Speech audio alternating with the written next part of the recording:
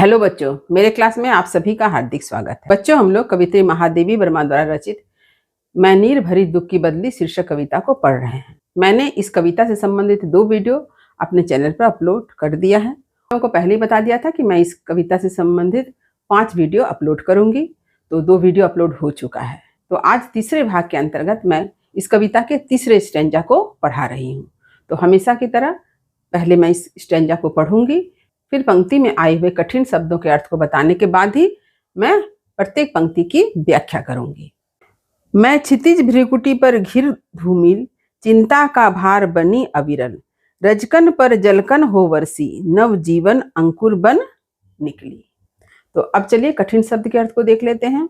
देखिए, क्षितिज, तो क्षितिज वह स्थान जहां धरती व आकाश मिलते हुए प्रतीत होते हैं। आप लोगों ने देखा होगा कि कभी आप किसी मैदान में खेल रहे हैं या मैदान में घूम रहे हैं या ऐसे एक जगह चले गए हैं जहाँ हरे भरे खेत हैं, दूर कोई घर नहीं दिखाई दे रहा है। तो ऐसे समय में आपने देखा होगा कि बहुत दूर आपको ऐसा लगेगा कि आसमान और धरती मिलते हुए प्रतीत हो रहे हैं। वही स्थान कहलाता है क्षितिज। भ्रिकुटी का अर्थ है भौं। क्षितिज भ्रिकुटी में रूपक अलंकार है। देखिए, यहाँ पर जो क्षितिज भ्रिकुटी शब्द आया है, यहाँ पर रूपक अलंकार है, क्योंकि क्षितिज को ही भ्रिकुटी मान लिया गया है। घिर बने घेरने, फैलना। धूमिल यानी धुएं जैसा। अविरल माने अविच्छिन्न, घना, सटा हुआ। रजकन, रजकन का अर्थ होता है धूलकन, रज का अर्थ होता है धूल। जलकन यानी पानी की बूंद। यहाँ पर वेदना के जो आंसू हैं आंख से प्रवाहित होते हैं किसी के, उसे ही कहा गया है जलकन। नव जीवन के अंकुर यानी नए जीवन के प्रतीक, अंकुर के रूप में यानी नवीन आशा। अब चलिए मैं पंक्ति की व्याख्या करती हूँ। देखिए, मैं क्षितिज भ्रिकुटी पर घिर धूमिल। यहाँ पर मैं कौन है? कवित्री है। कवित्री ने स्वयं को क्या माना है? दुख की बदली। तो बादल जो आसमान में हमें दिखाई देता है वह कहाँ दिखाई देता है? क्षितिज पर, यानी आसमान में बादल बहुत दूर दूर तक दिखाई देता है। यहाँ पर कवित्री जो दुख की बदली है, क्योंकि उन्होंने स्वयं को क्या कहा है? मैं नीर भरी दुख की बदली। तो कवित्री जो दुख की बदली है, जो अपने क्षितिज रूपी भ्रिकुटी पर धूमिल होकर घिरती है। धूमिल यानी धुएं के रंग का जैसा, जैसे धूमिल पड़ गया यानी किसी का रंग फीका पड़ जाना, उसे कहते हैं धूमिल पड़ना। यानी आसमान में जो धुएं के जैसा बादल है उसे ही कहा गया है धूमिल। तो हम सभी जानते हैं कि यदि किसी मनुष्य के मन में दुख होता है, कष्ट होता है, तो वह कष्ट कहाँ दिखाई देता है? उस व्यक्ति के माथे पर, ठीक उसके भ्रिकुटी पर, वहां पर हमें चिंता की रेखाएं दिखाई देती है। तो यहाँ पर कवित्री पूरे विश्व की पीड़ा से व्यथित है, पूरे विश्व की पीड़ा को देखकर दुखी है, इसलिए उनके भ्रिकुटी पर चिंता की भार दिखाई देती है। उसके भ्रिकुटी पर, उसके माथे पर चिंता का भार बना रहता है। अब देखिए, चिंता का भार बनी अविरल। तो कवित्री का कहना है कि कवित्री के हृदय में पूरे विश्व की पीड़ा के लिए क्या है? चिंता है।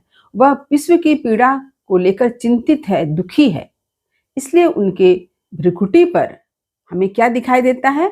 चिंता का भार दिखाई देता है। अविरल यानी लगातार, हमेशा। अर्थात महादेवी वर्मा जी पूरे विश्व की पीड़ा को देखकर अत्यंत व्यथित है, इसलिए उनके माथे पर हमेशा चिंता का भार बना रहता है। आपने आसमान में बहुत से बादल देखे होंगे, लेकिन हर बादल बरसाऊ नहीं होता है, सफेद बादल बरसता नहीं।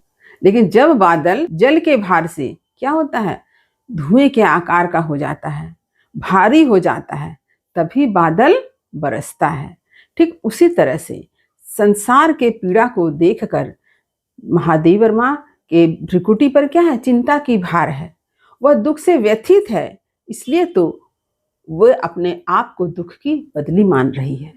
कि जैसे बादल से जल बरसता है, वैसे ही उनके आंखों से नीर बरसता है, यानी जल बरसता है, जिसमें दया, करुणा, ममता, मानवीय संवेदनाएं भरी हुई है। आपने देखा होगा कि जब कोई आदमी बहुत दुखी होता है और दुख से उसके मन में जो इतनी चिंताएं उत्पन्न होती है, तो उसका सिर भारी हो जाता है। भ्रिकुटी के ऊपर क्या? चिंता का भार है, यानी भ्रिकुटी के ऊपर हमारा मस्तक है। तो आपने देखा होगा कि किसी व्यक्ति का दिमाग जो लगेगा भार हो गया है, लेकिन आपने जब देखा होगा कि वह व्यक्ति रोता है, उनके आंख से आंसू निकलते हैं, तो उसका सिर जो है हल्का हो जाता है। तो यहाँ पर जो बात कही गई है कि चिंता का भार, तो आपने देखा होगा कि कभी कभी हम लोग भी कभी दुखी होते हैं और अपने दुख को व्यक्त नहीं कर पा रहे हैं, तो ऐसी स्थिति में हमारे माथे पर लगता है जैसे कोई बोझ हो, कोई भार आ गया है। लेकिन जब हमारे आंखों से आंसू बहते हैं, जब हम उस दुख के कारण रो देते हैं, तो हमारा सिर हल्का हो जाता है। तो ठीक इसी तरह से आसमान में जो बादल हैं, जिसमें जल भरा हुआ है, वह जल जब बरसता है तब आसमान हल्का हो जाता है। रजकन पर जलकन हो बरसी, तो बादल जब बरसता है अपनी बूंदों को, जलकण को लेकर, तो कहाँ बरसता है? रजकन यानी धरती के ऊपर जो धूल कण है उस पर बरसता है। यहाँ रजकन शुष्कता का प्रतीक है, यानी जब धरती अत्यंत गर्मी से तप्त हो जाती है, शुष्क हो जाती है, ऐसे समय में आसमान से जब बादल बरसता है तो उसका जल किस पर बरसता है? ऐसी तप्त धरती पर, ऐसे शुष्क धरती पर।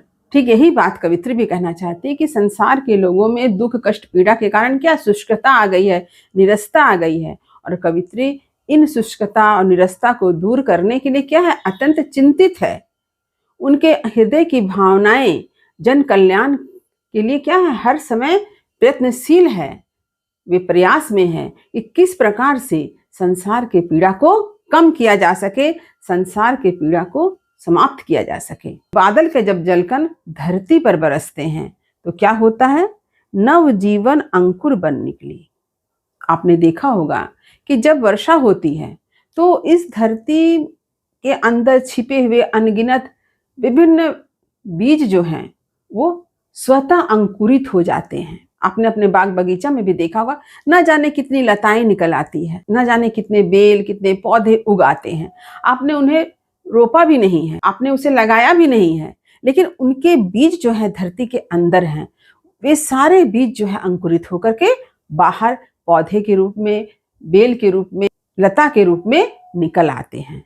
तो कवित्री का कहना है कि जब बदली धरती पर जल बनकर बरसती है तो नवीन सृष्टि, नवीन अंकुर जन्म लेने लगते हैं। तो कवित्री यहाँ कल्पना करती है कि वे भी जब दुख की बदली बनकर बरसती है तो विश्व के प्रति दया करुणा की बौछार करती है, और जो संसार संघर्ष से, कष्ट से पीड़ित था, उसमें भी नव जीवन का अंकुर फूट पड़ता है, यानी वहां भी नवीन सृष्टि दिखाई देती है। इसका तात्पर्य यह है कि नवीन विचारों का जन्म होता है जो संसार के लिए कल्याणकारी है। तो उम्मीद करती हूँ कि थर्ड स्टेंजा का अर्थ आपने अच्छी तरह से समझ लिया होगा। यदि कहीं कुछ समझने में दिक्कत हुई हो तो कमेंट जरूर करें, वीडियो को लाइक करें, सभी पढ़ने वाले विद्यार्थियों में शेयर करना ना भूलें, और जो बच्चे मेरे चैनल पर नए हैं वे चैनल को सब्सक्राइब जरूर कर लें ताकि हर नई वीडियो का नोटिफिकेशन आपको समय समय पर मिल सके। तब तक पढ़ते रहिए, जीवन में आगे बढ़ते रहिए। मेरी शुभकामनाएं आप सभी बच्चों के साथ है। धन्यवाद।